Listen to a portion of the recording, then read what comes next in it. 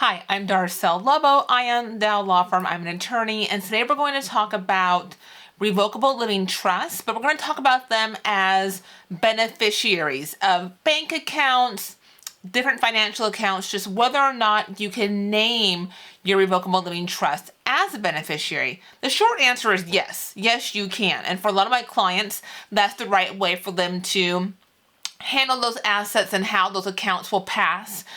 They name the trust as a beneficiary. But let's kind of go through some more details on that. I gave you the short answer, but let's talk about this in a little bit more detail. So first, let's talk about a revocable living trust and what it is. It is a vehicle of an estate plan, right? And how you want your estate to be passed upon your passing. So the two primary options, and I'm in Washington State, your two primary options are a will or a trust. And generally speaking, whatever you want to do with the will, we can do with the trust as far as what the distributions will look like. It's just a question of how are we going to get there? How are we going to get the assets to your heirs or to whoever you have named in your estate plan? With the will is going to go through probate, and that's a court process to oversee the administration of your estate according to the terms of your will. Whereas with a revocable living trust, it controls the assets during your lifetime. You have full and complete control over them, but upon you passing, whoever you've named as your successor trustee can make those distributions of your assets and not have to go through probate. So that's really the biggest difference, is whether or not you're going to go through probate or whether your estate is going to go through probate. The will is the less expensive option to set up, but there will be probate costs on the back end. The revocable living trust is more expensive to set up, but you avoid the probate costs on the back end. And so why would you want a trust, a revocable living trust? There's usually kind of like three reasons why my clients would want a revocable living trust. One is if they have real estate both in Washington State and outside of Washington State, we're usually looking at a trust to avoid having multiple probates, right? Because if you have a property here and a property in Arizona or New Mexico or California, Hawaii, kind of the more popular places where my clients might have second homes, you're going to have probate in this state of Washington plus that other state, Arizona, California, Hawaii, wherever that other property may be. And so we don't want to have multiple probates. And so using the trust to control all of the assets, both in state and out of state, allows your estate to avoid probate. So that's one reason.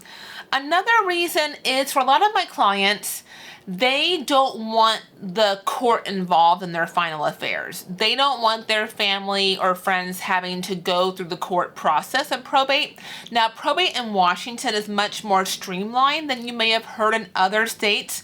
I commonly hear about California and how you really want to avoid probate in California. It's not the same here in Washington. It is more streamlined, but it is still a court process. And for some of my clients, they don't want their friends, family, whoever they've named to have to go through probate for their estate. And then the third big reason is privacy. So if you have a will, upon your passing, the will gets filed with the probate court, and the will and the probate process all becomes public record. So anyone can search the court dockets to see what you owned when you passed, what your assets were, what your debts were, and how much all of your heirs received. For some clients, not a big deal, they don't care. For some clients, that's important to them to have that privacy. And so if you go with the revocable living trust, there is no probate, there is no public court filing, and so the details of your assets and your debts are not publicly available. So those are kind of the three big reasons why clients would want a revocable living trust instead of a will. But again, we can achieve both. Whatever your goal is, we can achieve both the goal with both options. And so let's talk about if you've decided, yes, I want a revocable living trust. And so you have bank accounts, checking, savings, CDs, investments, life insurance policies, retirements, just other investments. And you're trying to figure out the beneficiary on those. It's going to be very case specific if we want to keep the individuals you have named as beneficiaries and name the trust maybe as a backup or an alternate beneficiary, or if we want to just update the beneficiaries to remove who you have named and just name the trust as a beneficiary. Especially for some of my clients, they want very maybe a detailed distribution, and there might be some strings attached to the inheritance. And so you may not want, like a child, for instance, to receive those funds outright, especially if they're a minor. You really shouldn't be doing that because a minor is not competent to inherit anything under state law. And so you have a minor named as a beneficiary, you need to get that changed one way or another. That's not the proper way to name a beneficiary for a child.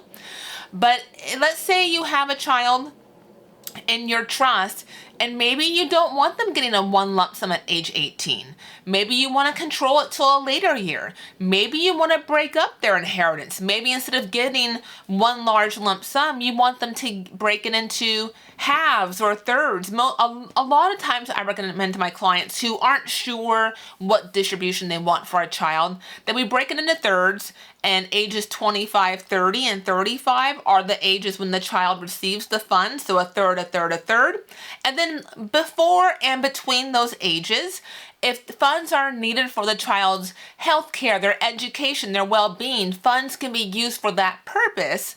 However, there's no lump sums given to the child outright until they reach whatever age you specified. So that's a really long-winded answer about naming someone or the trust as a beneficiary, but that's an example as to why you may want to name the trust as a beneficiary and not a child, not someone directly outright.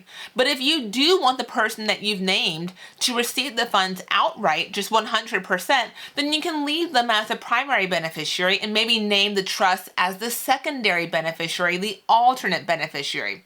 When you do that, whether it's with a bank or any other financial institution, you're probably going to have some paperwork to complete with that entity. They're probably going to have some kind of beneficiary designation form, something for you to fill out telling them who the beneficiary is. And so again, if you're going to have the trust as a primary or the secondary, you'll name the trust, whatever the proper name of that trust is, and we tell you what that is when we do your trust for you.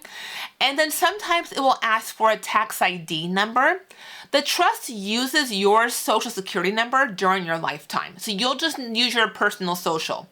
Upon your passing, then the trust would get its own tax ID number from the IRS, and then it'll be used at that point in time. But during your lifetime, your trust uses your own personal social. And so you'll just use your social on that form for your trust. Then again, upon your passing, then the trust would get its own tax ID number.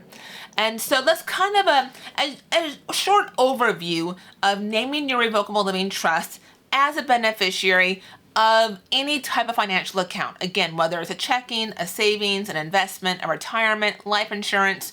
So you have options. And when we're doing your estate plan for you, we give you those instructions on how to properly name the trust as a beneficiary of any kind of financial account. We give you that with our closing instructions when we deliver your final binder to you that has all of your original trust documents.